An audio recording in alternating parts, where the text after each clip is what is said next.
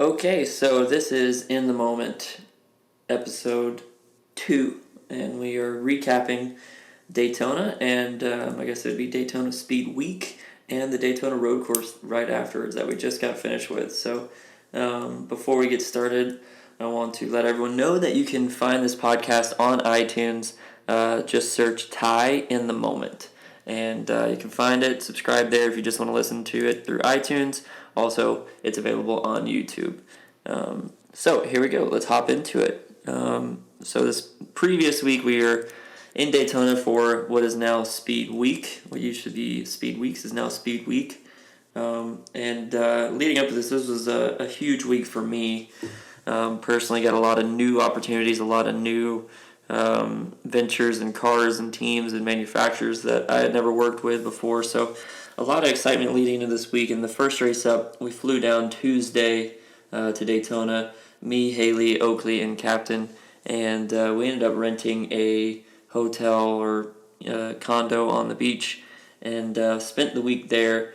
Due to protocols with COVID, they are not allowed inside the track at the time. So if I wanted to be able to spend time with my family for a week and having two little kids, it's tough to be away for that long. So that's kind of how we set it up, and I was able to drive back and forth and pass the protocol to get in the bubble each day, do my job, and still be able to go home to a home and see my kids. So that was a really refreshing thing, and we were also on the beach. So when I had hours during the day that I didn't have anything going on, we were able to walk on the beach and still have a mini vacation. So that was an awesome time, a great experience, and a blessing really to kind of get a real vacation in the middle of work, kind of the perks of being on the beach and racing near the beach.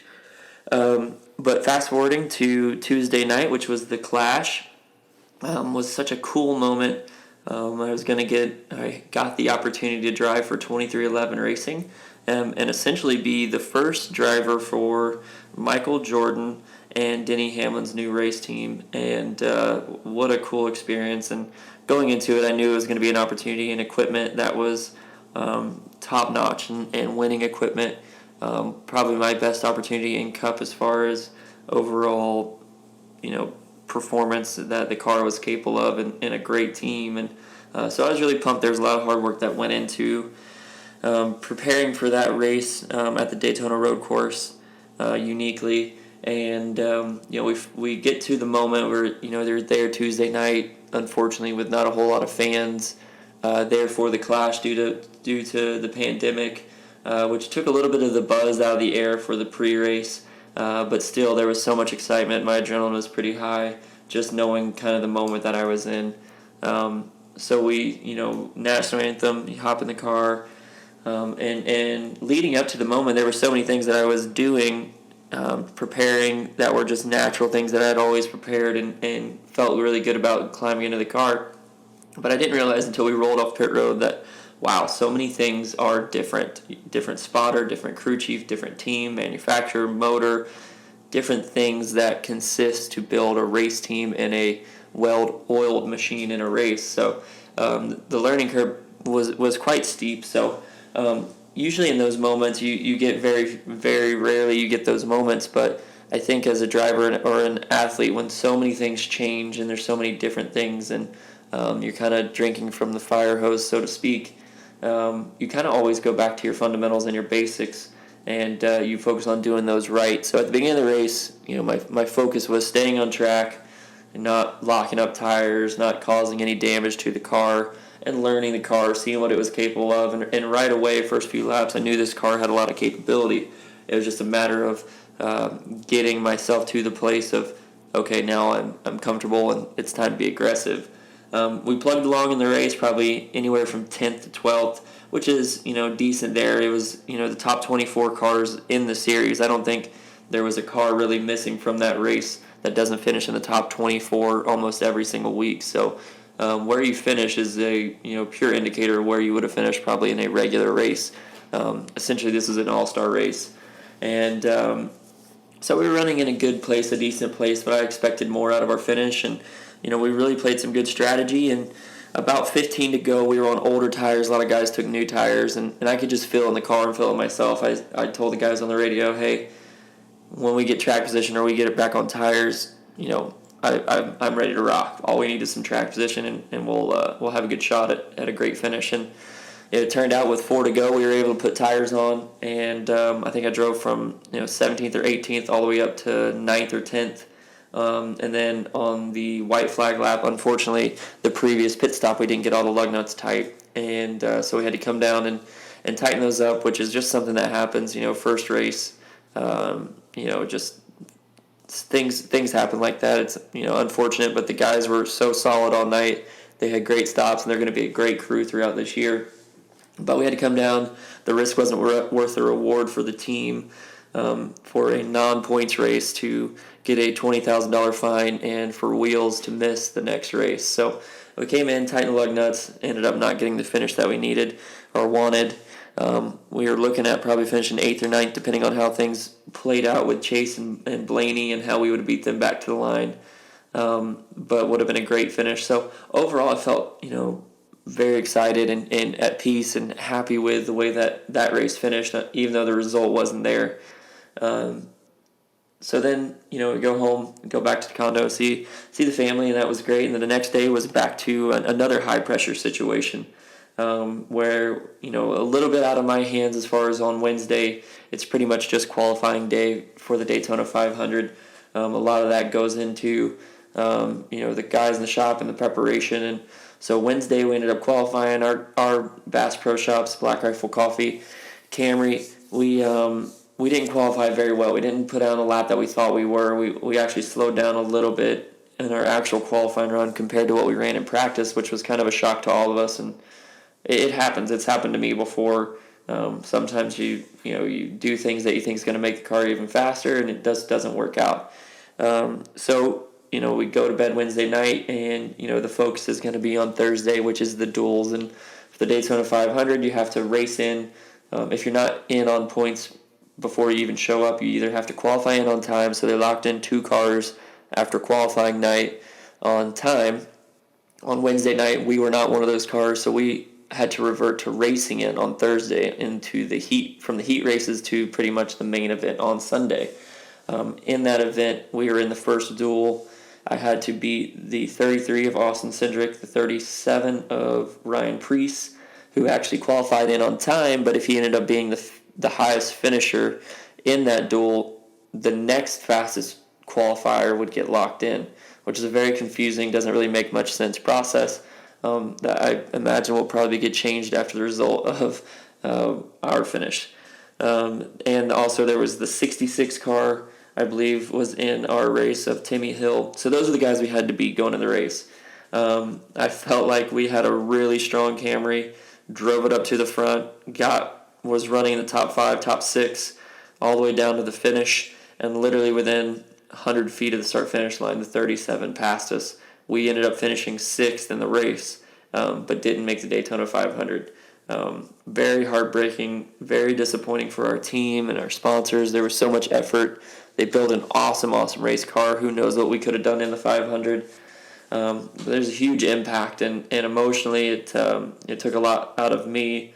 That was, kind of that result was the fact that I would miss the first Daytona 500 in 7 years for myself. That's the biggest race of our year. It's our Super Bowl.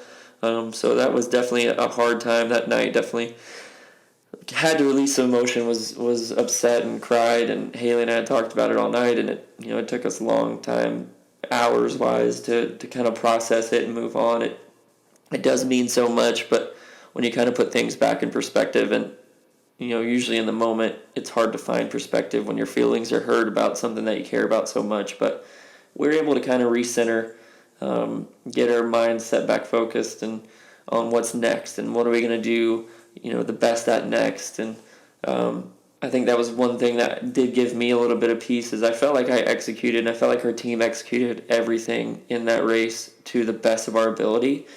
The result just wasn't there, and I think that's something that I've learned over time, is you can't get caught up in the result, get caught up more in the process and executing.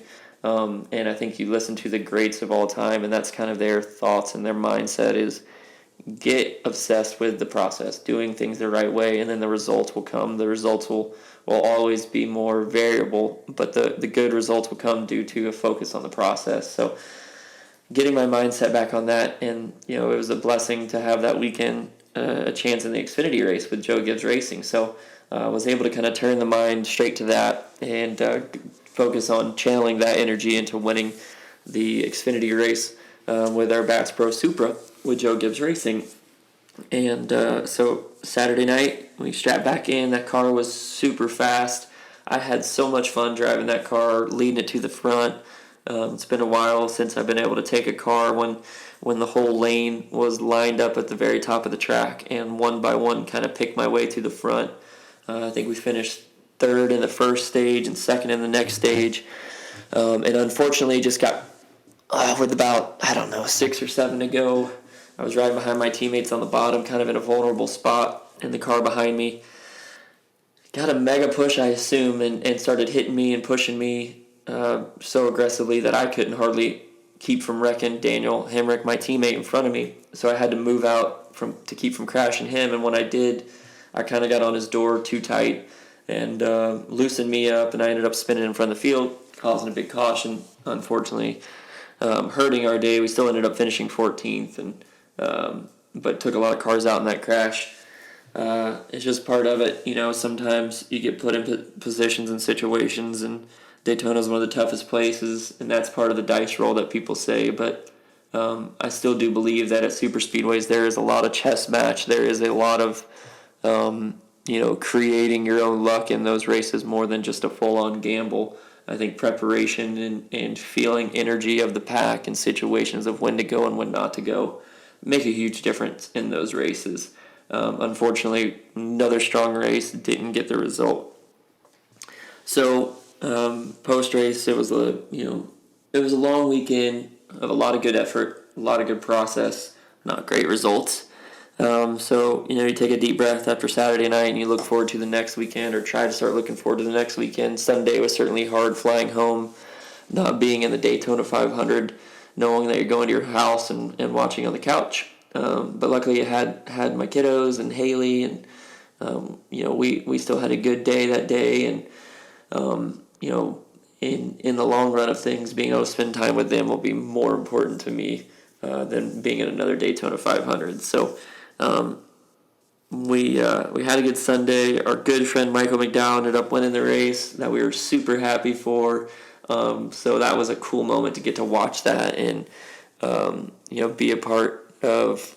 I guess we weren't really a part of it, but knowing that it's your friend, you feel so much love and excitement for them to accomplish something so great. And Michael has just worked so hard, and he's been a mentor to me on and off the track, and just to see his hard work pay off and get the results for what he deserves was so cool. And we're still so happy for them, and he's going to have a big year because of that, and I can't wait to see how that shakes out for him. So we go to bed that night. The next morning, it was instantly back to work, and was in the simulator practicing for the Daytona road course again, because we were going back the next weekend. But this time we were going with Gaunt Brothers Racing, the same team I was attempting the Daytona 500 with. And so I started putting in the work and focused on what I can do better from where I ran in the Clash, how we can improve the car. And then I continued my weekly routine that I started about 2 years ago. Or not 2 years ago, about a year ago. I worked with Blake Cook, a former Xfinity driver, great talent in himself, but an awesome person, even more so. And he's been training me for the past 2 years, but over the past year, him and I have been going out to GoPro Motorsports Park, and I invested and bought a shifter cart that is one of the fastest, quickest race cars I've ever driven to this day, and I've driven a lot of things. The reaction time that it requires to be good on a shifter cart is actually, I think, faster. Things happen faster than it does in a cup car. So that's a way that I go train week in and week out. Every single week I'm usually there on Wednesdays around 10 or 11 o'clock, just putting in hours, making laps.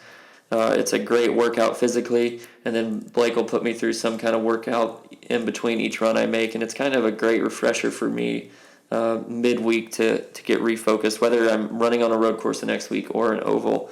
I think it's just a great process thing to keep me focused and in the groove. So I worked really hard those days, and then kind of my Friday, Saturday is always recovery, hydration days to get prepared for the Sunday race, and knowing that the road course races are some of our most physical races. We sweat the most, and the heart rate is typically the highest. Even I usually wear a Whoop band, which is a great heart rate monitor, and I wear it 24/7. It tracks my sleep, tracks my workouts. And my battery died on it, so I didn't have it for the actual race at the Daytona road course, but I did for the Clash. And the data I got from that race, which was half the distance of what we ran on Sunday, it was a 2.5 hour race. The Clash was.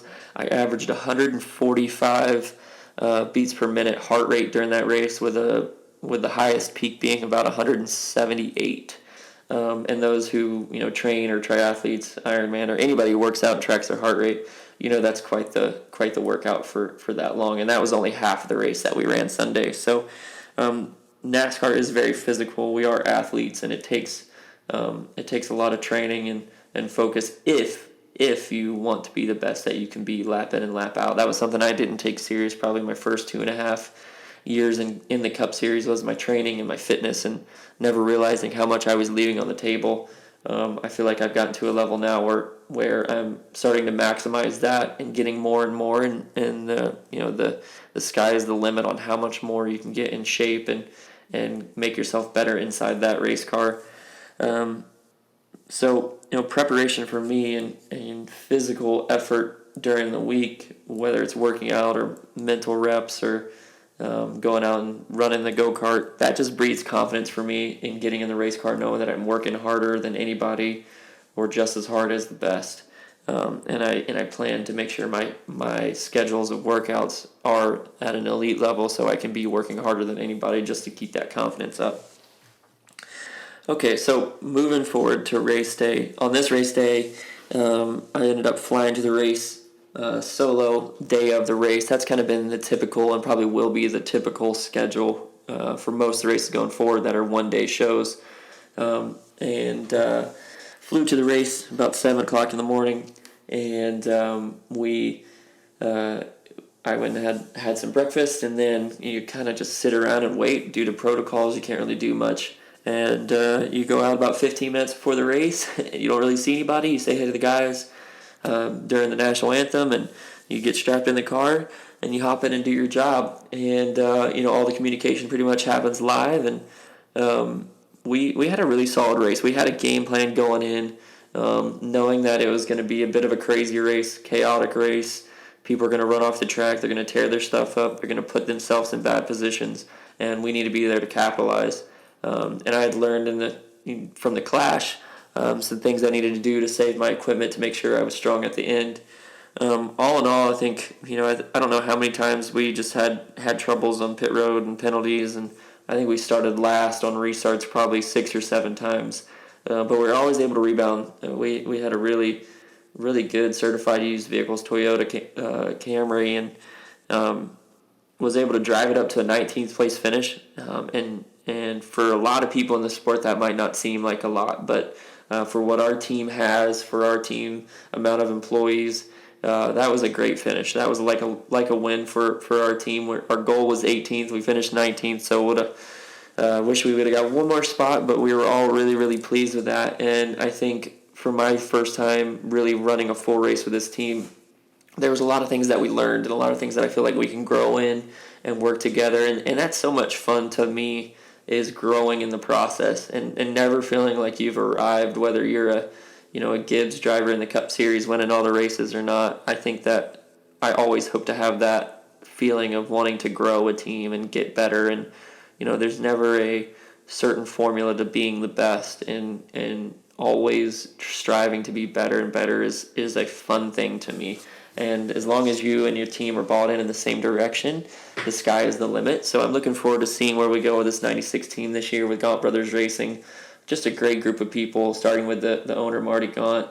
We're going to do more races this year, and it's going to be a lot of fun to be a part of it for myself. And so we had a great day. We finished 19th, and we flew back home, and now here we are, and we are... I'm in the middle of the week kind of preparing My next race is this weekend coming up on Saturday is the Xfinity Race, another opportunity with Joe Gibbs Racing in the number 54 Bass Pro Supra again at Homestead Miami Speedway. So this is going to be a great opportunity.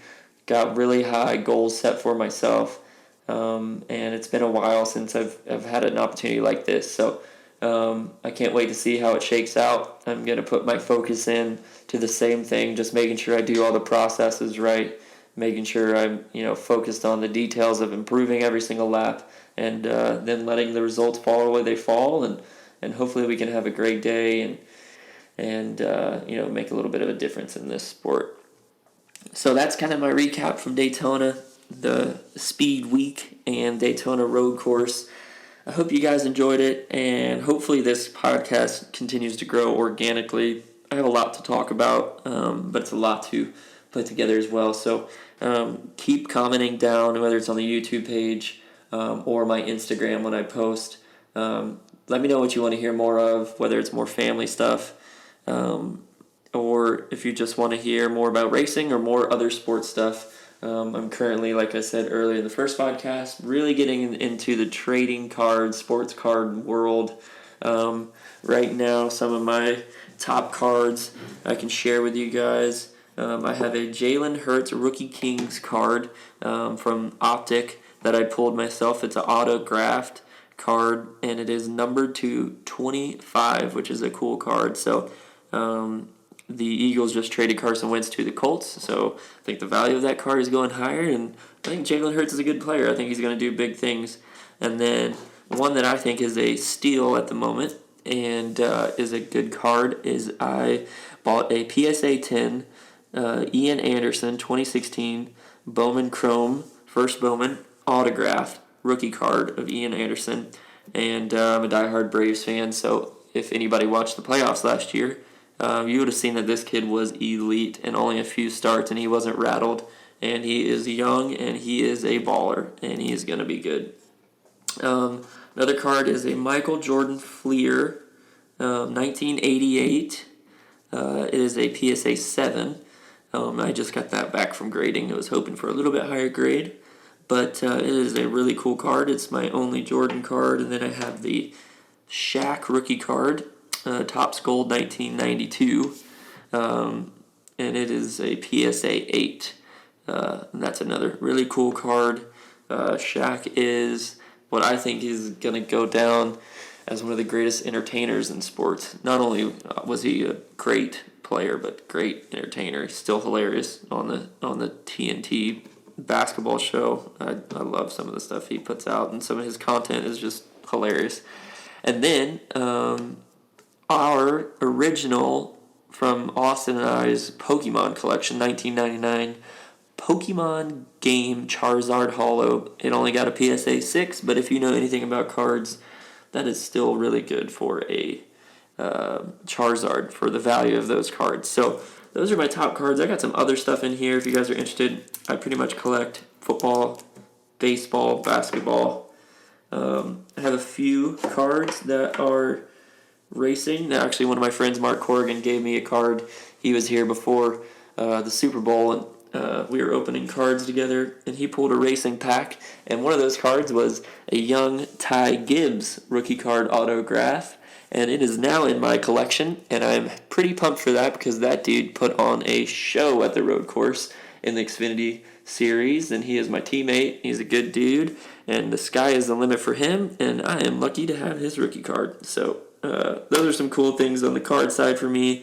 Still looking to grow in that and do some more fun things and maybe do some box breaks on my channel. If you guys are interested in that, or there's people that are big card folks, let me know. Please comment, because that'll probably get me doing more card content, because I really enjoy that.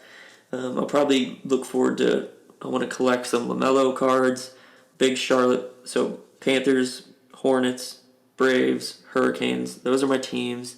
I also like the Mariners and the Hawks because Haley is from Seattle. We go to a lot of the games and have some friends on the Hawks. So those are our teams, and those are the teams I'll probably collect the most, but also like the vintage stuff. I do have a Deion Sanders rookie card. and a lot more. So we can talk about that in further episodes. You guys let me know. Our kids are growing and doing great. Make sure you follow us on social media to kind of, I guess, see where we're going with our family, what we're doing. We're always into crazy different things, and I hope you guys are enjoying this podcast and hope to do many more in the future. Thanks for following. Make sure you go on iTunes, type in the search Ty in the Moment. That's where you can find the podcast on iTunes, and then it will also be on YouTube. And make sure you comment on either one of those, and looking forward to many more.